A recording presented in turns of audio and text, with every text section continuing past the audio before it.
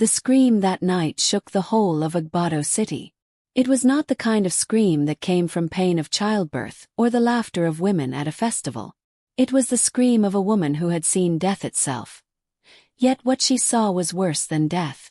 Her name was Mary, the most beautiful woman in the clan.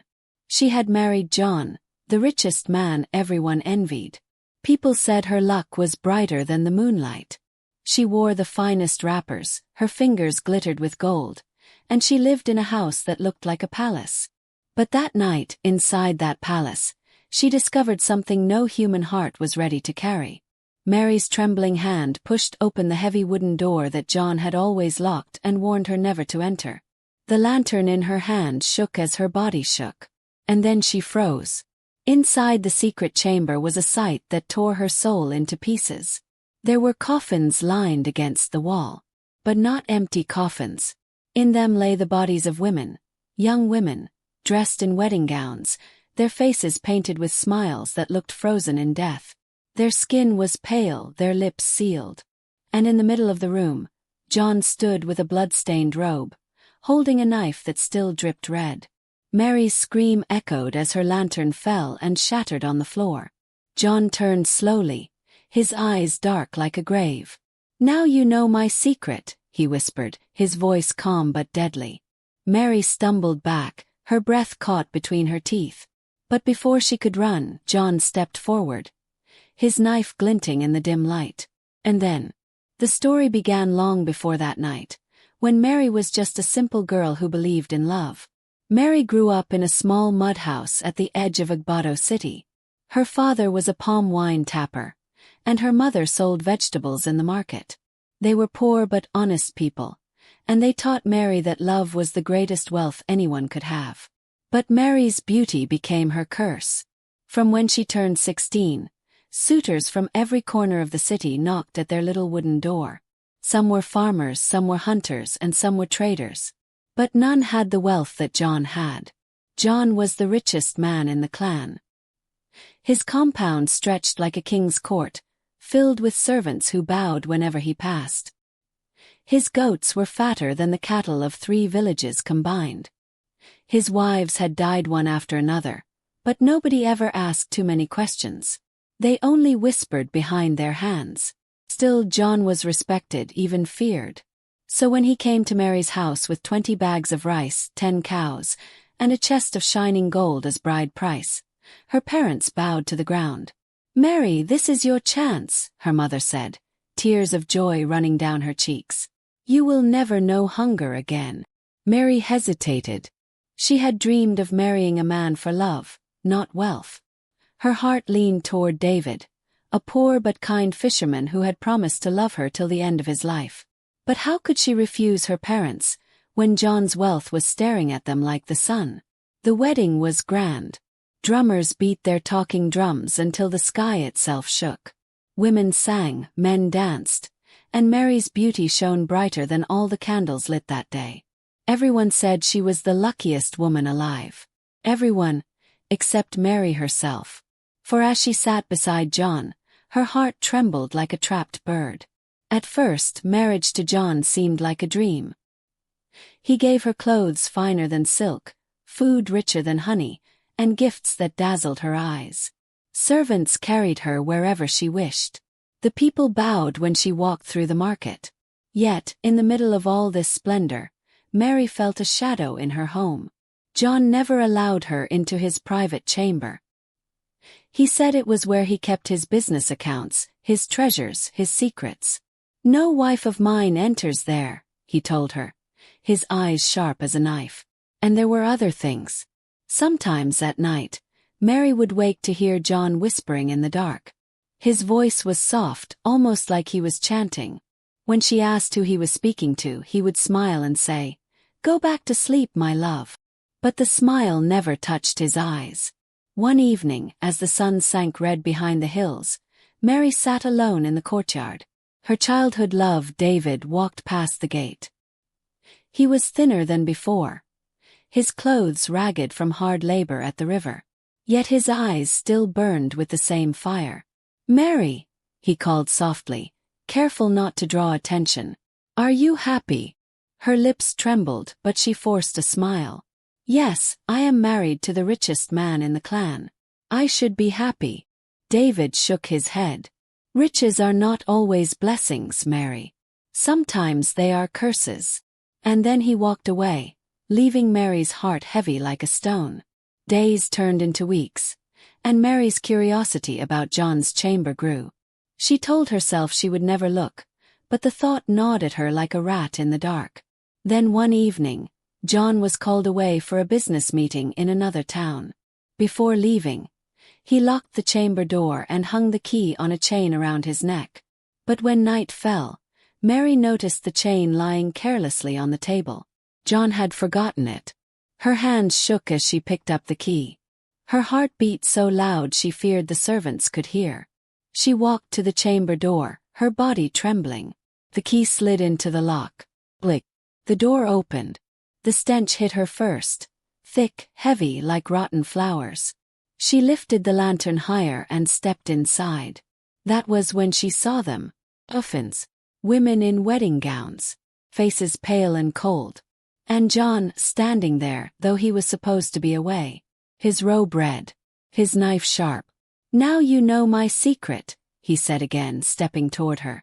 Mary's scream tore through the palace, but the walls swallowed it whole. No servant came.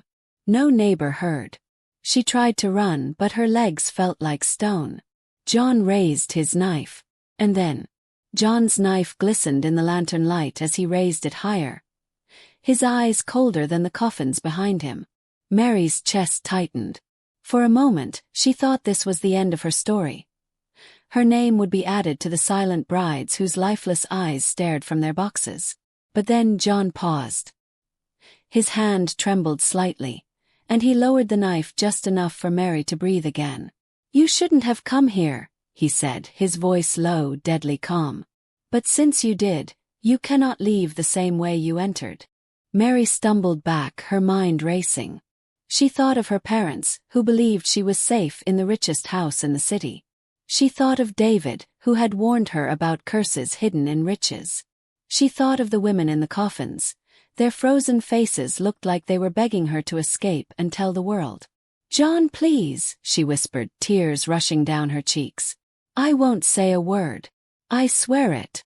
John tilted his head and smiled, but it wasn't the smile of a man. It was the smile of a predator watching its prey struggle. That's what the others said, he replied. Mary's stomach churned. The others were the women in the coffins. He had killed them when they begged for mercy. She knew in that moment that begging would not save her. She darted toward the door, but John was faster. He grabbed her by the arm, his grip like iron. She screamed, clawed at his hand, but he pulled her closer until she felt his hot breath on her face. You are not leaving, he growled. You are mine. Her heart pounded like a drum of war. Desperate, she sank her teeth into his wrist. John roared, releasing her for a second. That second was enough. Mary bolted out of the chamber, her bare feet slapping against the marble floor as she ran through the corridors of the mansion. But when she reached the main gate, she stopped dead. The massive wooden doors were locked with thick iron chains. John had sealed every exit.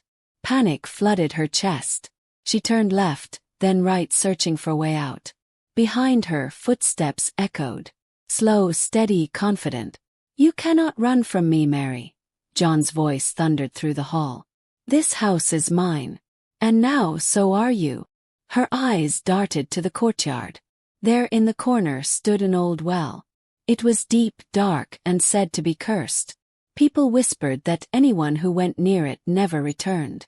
But in that moment, Mary didn't care about curses. Curses were better than John's knife. She sprinted to the well, climbed the stone wall, and without thinking twice, she leapt inside. The world turned black. She felt herself falling, crashing against cold stones, until water swallowed her whole. The icy grip of the well dragged her down, choking her, pulling her into darkness. She kicked, clawed, gasped, her lungs burning. Finally, her head broke the surface. She coughed violently, clinging to the slippery wall of the well. Above, John's face appeared, a shadow in the night.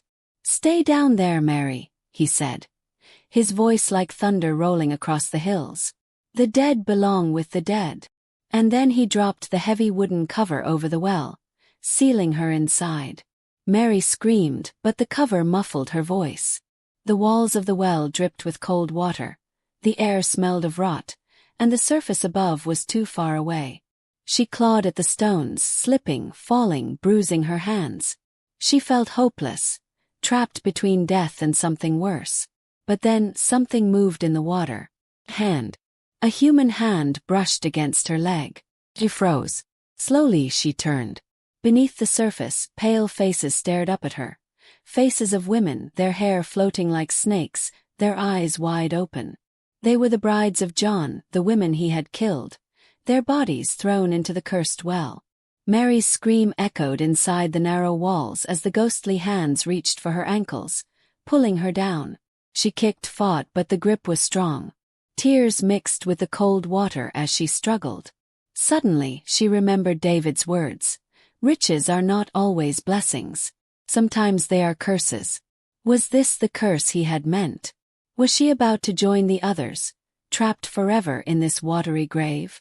Her body sank deeper, the pale hands dragging her down. Her chest burned as her breath slipped away. But just before the water swallowed her completely, she felt a gap in the wall, stones loose like a hidden tunnel. Without thinking, she pushed herself inside, wriggling through the narrow hole as the ghostly hands clawed at her back. The tunnel was dark, suffocating, but she forced herself forward until at last she tumbled out into an underground chamber. She gasped for air, coughing, her body trembling. Around her, faint torches lit the cavern walls. And there, in the middle of the chamber, stood something that made her blood freeze. It was an altar. A black altar smeared with blood. On it lay strange objects, bones, charms, and skulls painted with ashes. Symbols she had never seen before crawled across the walls like shadows. And at the center of it all was a single golden crown. The same crown John had worn on the night of their wedding. Mary's heart pounded as she realized the truth. John's wealth was not from business, not from trade. It was from something darker, something tied to this underground chamber of blood and bones. The richest man in the clan was not just a husband. He was something else, something worse. Mary took a step closer, her hand trembling as it reached toward the crown. Suddenly, a voice hissed behind her. "You were not meant to find this place." She spun around. John stood at the mouth of the tunnel, dripping water, his knife gleaming in his hand. His eyes were blacker than the night. Mary's knees weakened as John's shadow stretched across the cavern wall, long and monstrous. His wet robe clung to his body, the red stains mixing with the water dripping from him. The knife in his hand reflected the dim torchlight, and his lips curved into that smile, the smile that never reached his eyes. "You see now," John said, his voice low but echoing around the cavern like 1,000 whispers. "This is the heart of my wealth. The altar gives, the altar takes, and those who enter here never leave alive." Mary's throat was dry, her heart beating so fast it threatened to tear her chest open. Why me?" she whispered, her voice trembling. John stepped forward, his feet splashing in the shallow water around the altar. "Because you are the final one. The altar asked for 6 brides. 5 lie in their coffins, and you, Mary. You are the last." Her breath caught. She stumbled back until her body pressed against the cold stone wall. Every nerve in her screamed to run, but there was nowhere to go. Behind her was solid rock. In front of her, John and the altar. John lifted the crown from the altar, holding it high. His voice grew louder, darker, as though another being spoke through him. "With your blood, I seal my throne forever. With your soul, my riches shall never end." Mary's mind raced. She remembered her father's words when she was a child. "A secret is like fire. If you uncover it, you must be ready to burn." She hadn't understood then, but now she did. She had uncovered John's secret, and she was about to burn for it. As John moved closer, Mary's eyes darted around the cavern. She saw the bones piled at the corners, the skulls painted with ashes, the blood that had dried on the altar. She felt bile rise in her throat. Yet amidst the horror she noticed something. The altar was built on uneven stone, and cracks ran through the ground beneath it. Water trickled out of the cracks, hissing as it touched the floor. Her heart sparked with a desperate idea. If she could topple the altar, maybe everything John had built would collapse with it. But how? John raised the knife, ready to strike. "Come, my bride. The altar waits." Mary closed her eyes, whispered a prayer, and then, before he could touch her, she grabbed the golden crown from his hand and flung it into the water near the cracks. The crown clattered against the stone, and suddenly, the ground beneath the altar shook. A loud rumble filled the chamber. Water gushed from the cracks, flooding the cavern faster than Mary could think. John roared, his voice no longer human, but guttural, beastly. He lunged at her, his knife slashing through the air. Mary ducked, the blade grazing her arm. Pain shot through her body, but she forced herself toward the tunnel. The water rose quickly, swirling, pulling at her legs. Bones floated, skulls rolled, and the painted faces of the dead seemed to grin as the chamber collapsed. Mary clawed her way into the tunnel, coughing and gasping as the water chased her. Behind her, John screamed, not from pain but from rage, a sound that made the walls tremble. "You cannot escape me, Mary," he bellowed. "Even if you leave this place, I will find you. You are mine." She scrambled through the narrow passage, her fingers bleeding as she scraped against jagged rocks. Her lungs burned, her legs shook, but she forced herself forward until, suddenly, she saw a faint light ahead. With the last of her strength, Mary pushed through the final gap and burst into the open air. She collapsed on the damp grass, coughing up water, her body shivering from cold and fear. Above her, the moon shone bright, as though mocking her survival. But her relief was short-lived. From the broken earth behind her, a shadow rose. His face twisted, his body drenched, his knife still in hand. He stepped into the moonlight, his eyes glowing with something unearthly. He no longer looked like a man. He looked like a creature born from the altar itself. Mary screamed and staggered to her feet, running into the forest. Branches tore at her clothes, roots tripped her feet, but she kept running. John's footsteps thundered behind her, closer and closer, as if the forest itself bent to let him pass. She reached a clearing and stopped suddenly. Before her stood a group of hunters, their spears raised, their eyes wide at the sight of her. She gasped for breath, pointing behind her. "Please help me. He's coming." The hunters turned, their faces hardening as they saw John step out of the shadows. His knife glinting, his smile cruel. One of the hunters whispered, "The richest man in the clan." But another muttered, "No. He's not a man anymore." For the first time, John hesitated. His eyes flickered from Mary to the hunters. Then slowly he lowered his knife. "This woman," he said calmly, his voice carrying a strange power, "is mine.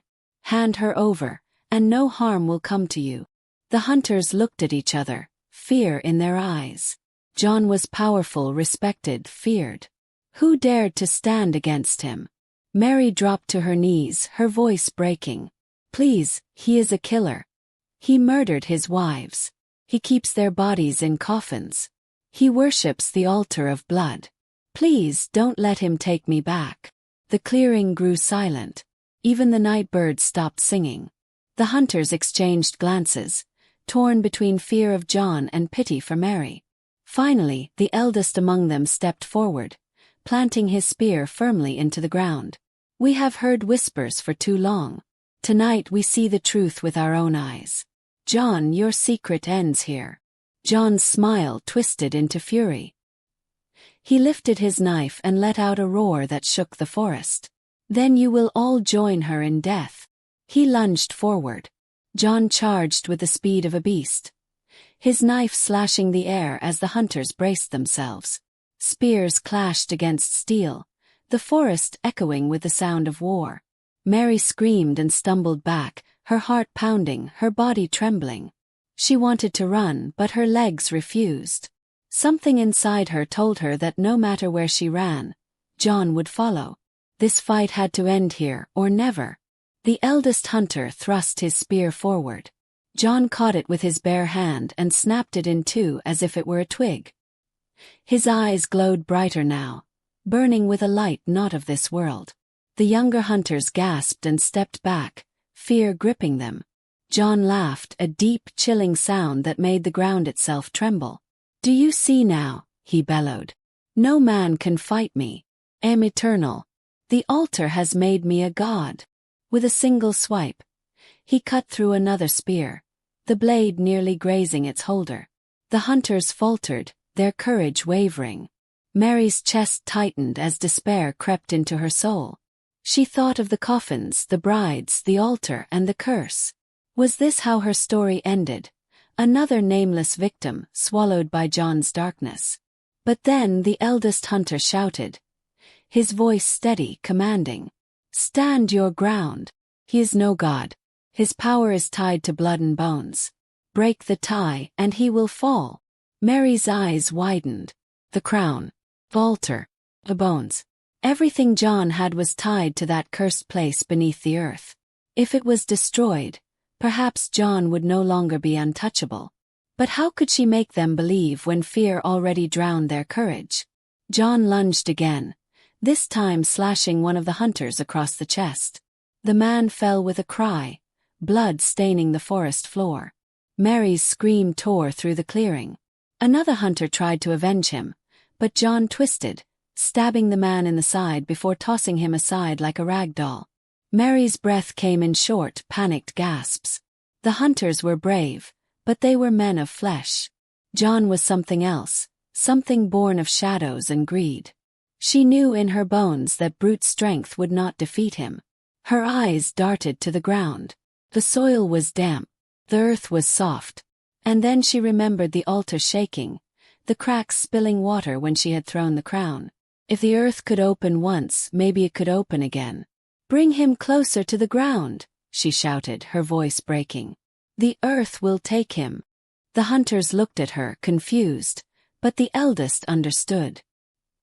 He nodded sharply and barked at the others. "Push him back. Force him down."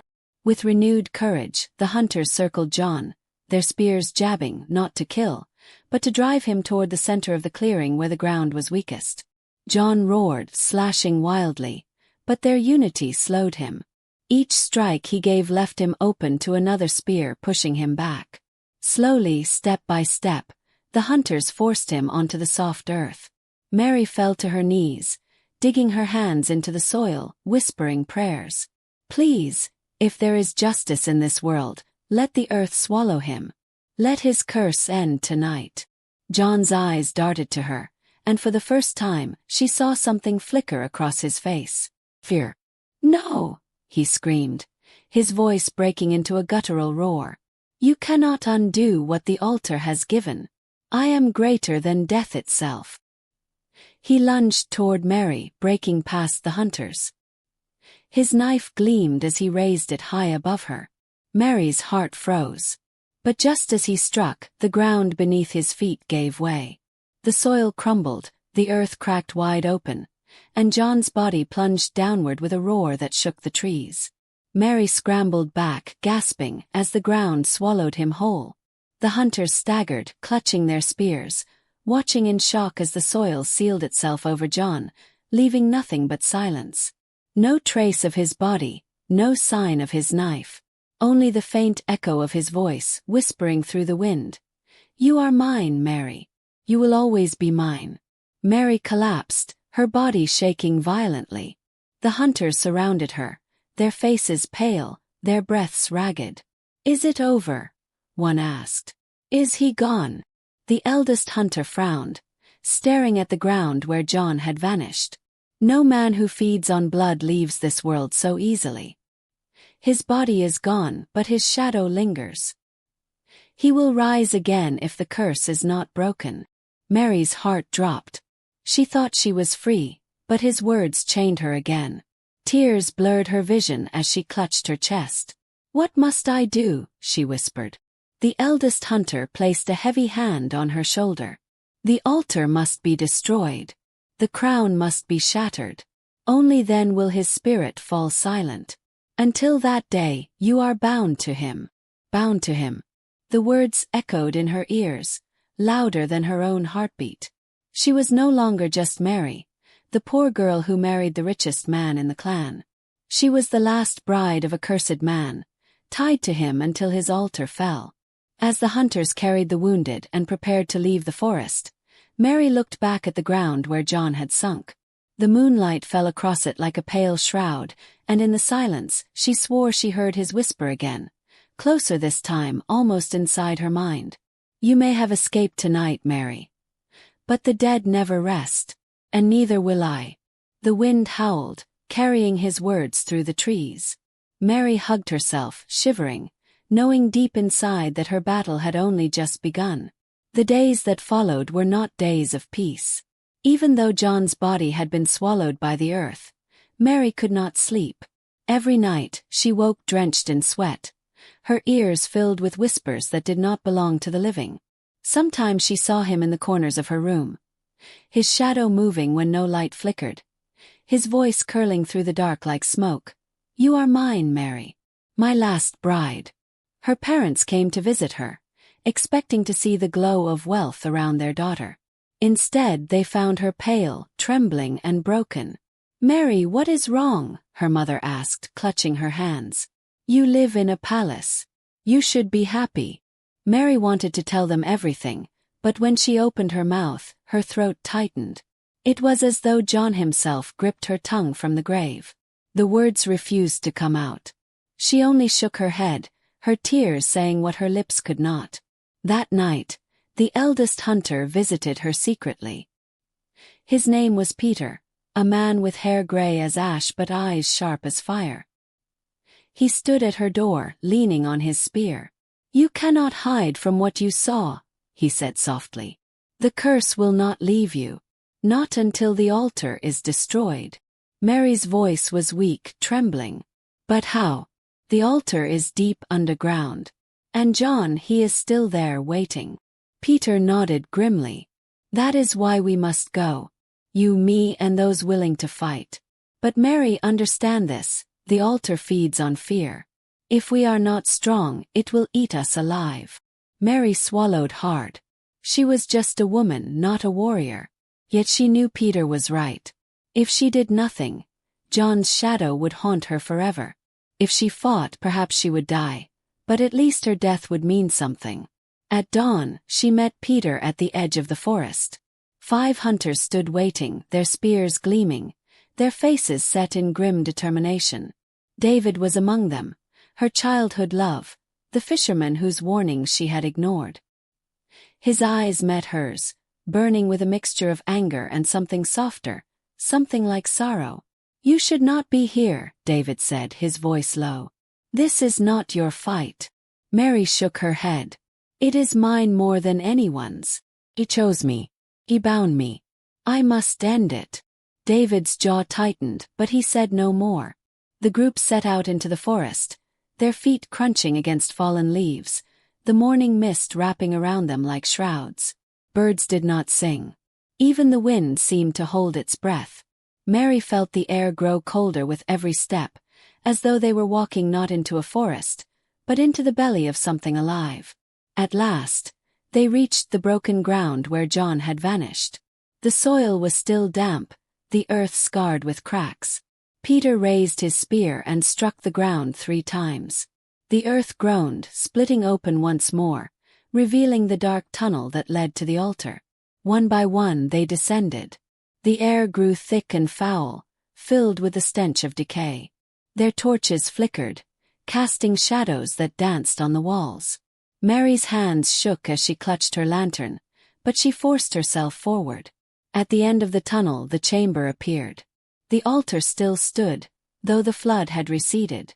The bones and skulls were scattered across the floor, their empty eyes staring at the intruders. And on the altar, as though untouched by water or time, sat the golden crown. Mary's breath caught.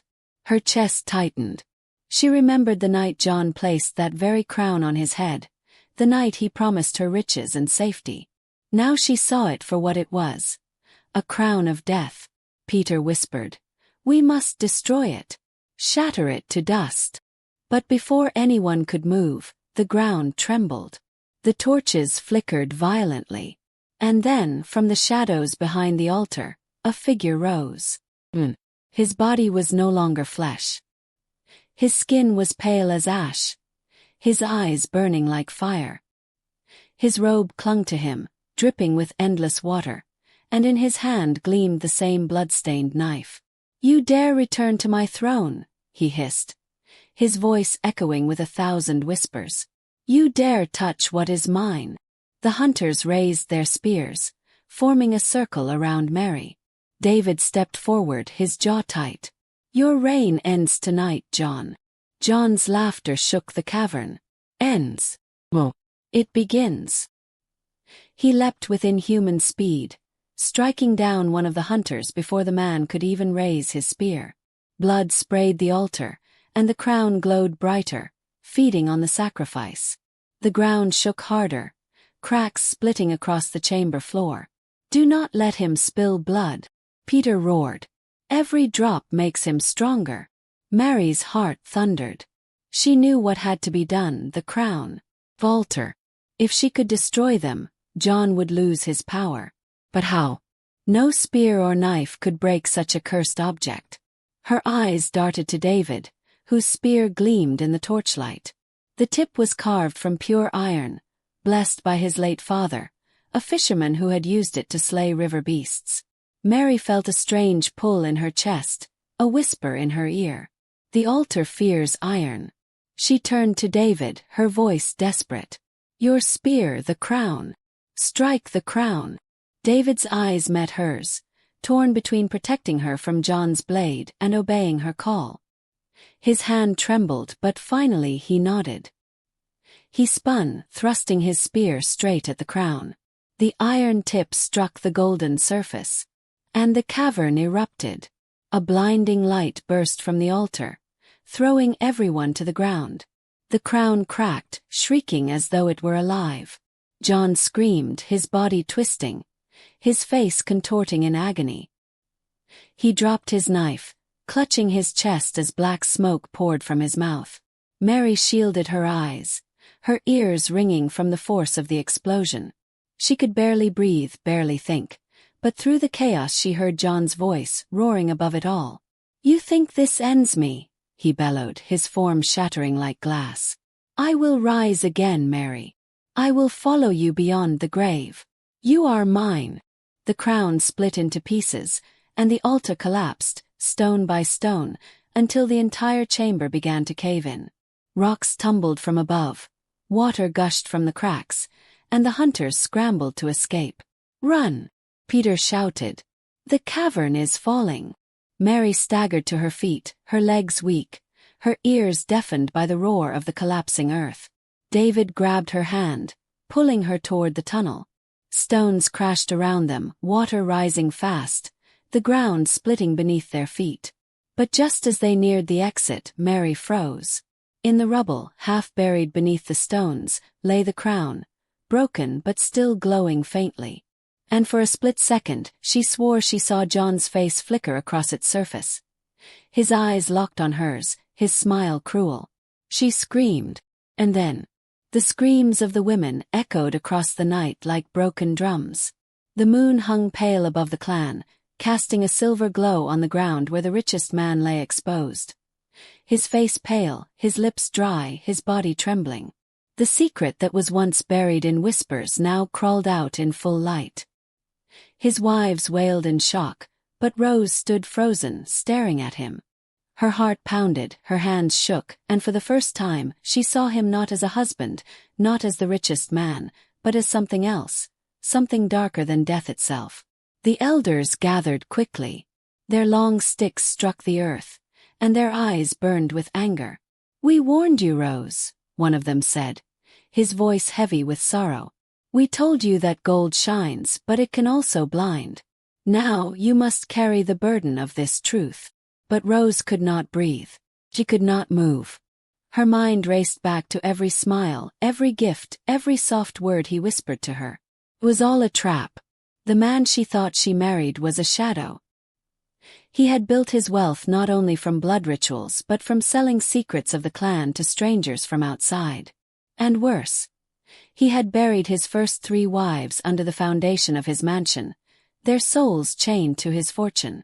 The ground itself seemed to tremble beneath Rose's feet as she heard the elders speak. The man fell to his knees, his head bent, his eyes glistening with madness. "I did it for you, Rose," he croaked, his voice shaking. "Everything, the riches, the power, the sacrifices. They were so you would never leave me. You cannot leave me." Rose stumbled back, her body quivering with fear. She wanted to scream, but her throat locked. Her whole world spun, and the man she had once seen as her savior now looked like a monster clawing out from the shadows of her life.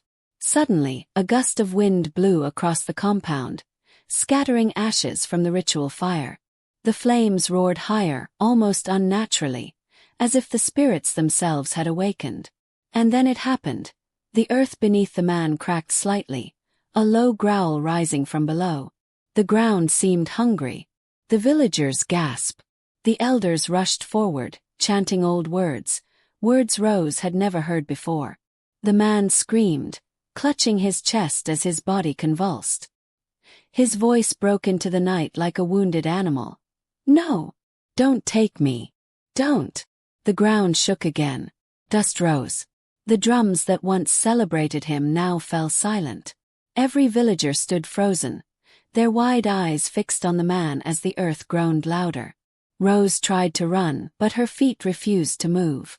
She was trapped in the middle of the circle, her heart screaming louder than her lips. And then, the richest man of the clan fell face first into the earth, as though invisible hands had dragged him down. The ground swallowed him, leaving behind only silence, and Rose standing at the edge of the crack, staring at the empty space where her husband had been. A long silence swept across the people. Only the wind spoke now. Rose's chest rose and fell, and hot tears slid down her cheeks. She should have felt relief. But instead she felt something far worse, because as the crack sealed itself back like an unmarked grave, a single whisper rose from below, echoing through the soil.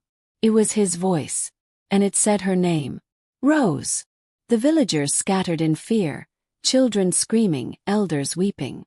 But Rose could not move. She could not close her ears. Her husband's voice kept rising, clearer, closer, crawling up from beneath the ground. Her body shook like dry leaves.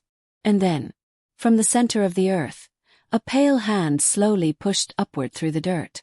Rose's scream tore the night apart. The ground shook like the stomach of a hungry beast, and Rose's scream scattered into the darkness, but no one dared to move toward her. The pale hand clawed up from the soil, its nails long and blackened, its veins swollen like roots drinking from the underworld. It was not the hand of a man. It was something twisted, reborn, corrupted. The villagers fled in all directions, leaving Rose alone inside the circle of dust. Her knees buckled, but her feet refused to run. She felt as though the soil beneath her was gripping her ankles, chaining her to the spot where her fate had been written. "Rose!" The whisper came again. This time not from beneath the ground, but directly inside her chest, as if her very heartbeat had turned into his voice. "No," she whispered back, trembling. "No, you are gone." But he was not. The ground cracked open wider, and half his face emerged, pale as moonlight, yet alive with shadows. His eyes glowed faintly red, burning with a hunger that no wealth could satisfy. His lips curled into a smile that Rose once thought charming but now looked like the grin of a skull. The elders did not run. They stood at the edge of the gathering, their staffs striking the ground, their voices raising chants older than memory. The air filled with the smell of herbs, ash, and fear. They had seen this before long ago, when greed had tried to cheat death. One of them shouted, "Rose! Do not look into his eyes. That is how he binds you. Look away." But she could not. Her whole being was locked in his gaze. The voice of her husband, once gentle, now slithered into her ears like a snake in tall grass. "You are mine, Rose. All this wealth, all this blood. It was for you. Come with me." Rose's lips trembled. Her body swayed. She felt her spirit being pulled forward, toward the crack in the earth. The elders chanted louder, throwing sacred powders into the flames. Sparks shot upward and the fire turned blue. The monstrous hand recoiled slightly, as though burned by invisible heat. The man hissed, his voice like the cry of a wounded hyena. Rose finally managed to stagger back a step. Her tears burned her cheeks. "You lied to me," she cried, her voice shaking. "You gave me gold, but you buried love. You gave me a mansion, but you built it on graves.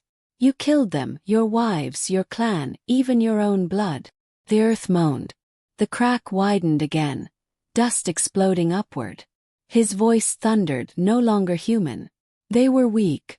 They could not stand beside me. But you were different. You loved me. You wanted me. You still do." Rose shook her head violently, her braids whipping across her face. "No, I loved the man I thought you were. But you are a curse."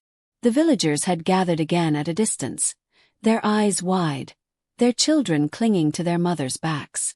None dared to step forward. None except one. An old woman, bent with age but fierce in spirit, limped toward the circle. Her eyes shone with wisdom, her wrinkled hands steady. She was the last living priestess of the clan, the keeper of stories and secrets. They called her Mama Akisa. She raised her staff high and shouted, "This is no longer a man. This is the debt of greed come to collect itself.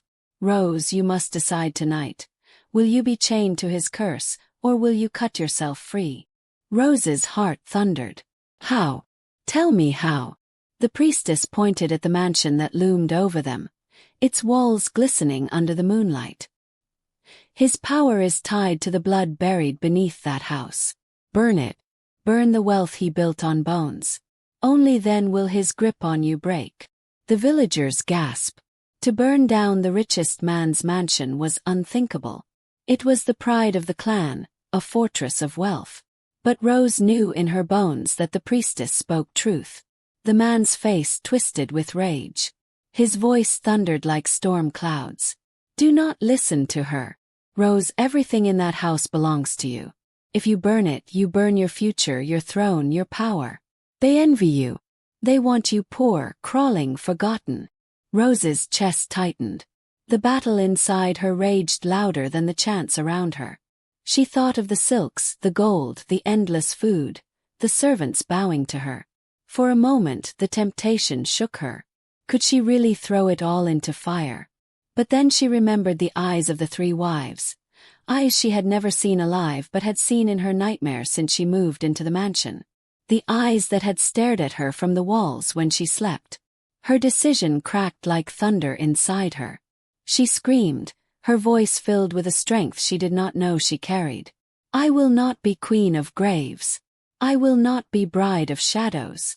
She tore the beads from her neck, the beads he had given her on their wedding night, and flung them into the flames. The fire roared higher, bursting gold sparks that burned like stars. At that very moment, the villagers, emboldened by her courage, rushed toward the mansion with torches. The men lit the walls, the women carried dry grass, and the children threw sticks into the blaze. Flames licked the sky, swallowing the mansion whole. The man screamed from the ground, his voice breaking the air. "No, you cannot. Rose, I will drag you with me. If I fall, you fall." The earth shook violently. The crack widened, and from it, half his body now clawed out, torso, arms, chest, ribs showing like a skeleton's cage. His hand shot forward, seizing Rose by the ankle. She fell to the ground, her nails digging into the dust as she screamed. His grip was like iron, cold and unyielding. "Mine!" he roared, his red eyes blazing. Rose kicked and fought, but his pull was stronger than her body. The villagers screamed, trying to rush toward her, but the elders blocked them. "No. If you touch them, you too will be dragged." Mama Akisa lifted her staff and chanted words that cracked the night sky. Her voice rose above the chaos. "Spirits of the forgotten wives. Guys, take what belongs to you." And then it happened. From the flames of the burning mansion, 3 shapes emerged, glowing like smoke and light. Women, thin, broken, but radiant with fury. Their eyes were hollow, yet powerful. They drifted toward the crack, their voices whispering in unison. "We were the price of his greed. We are the hands of his end." The man screamed, thrashing wildly. His grip on Rose weakened as the 3 wives reached for him, their ghostly fingers digging into his flesh. He howled, trying to shake them off, but their hold was unbreakable. Rose scrambled back, gasping for breath, her body trembling. The ground groaned louder, splitting further. Fire from the mansion leapt toward the crack, and the earth swallowed him, his screams echoing as he disappeared with the wives dragging him down.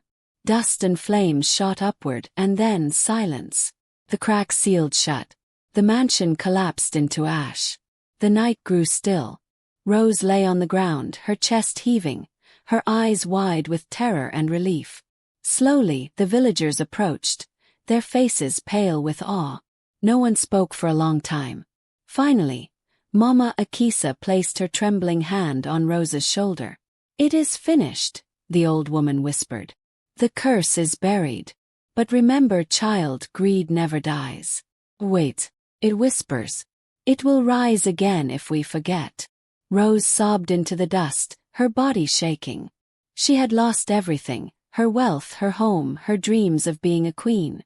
But as the first light of dawn touched the village, she realized she had kept something far more valuable: her soul. Years later, children of the clan would sit by fires and whisper the tale of Rose and the richest man. They would point to the field where the mansion once stood, now only a barren patch of scorched earth. No grass grew there, no birds sang above it. The villagers called it the land of ashes. And whenever the wind blew across that land, some swore they heard a faint voice calling a single name: Rose.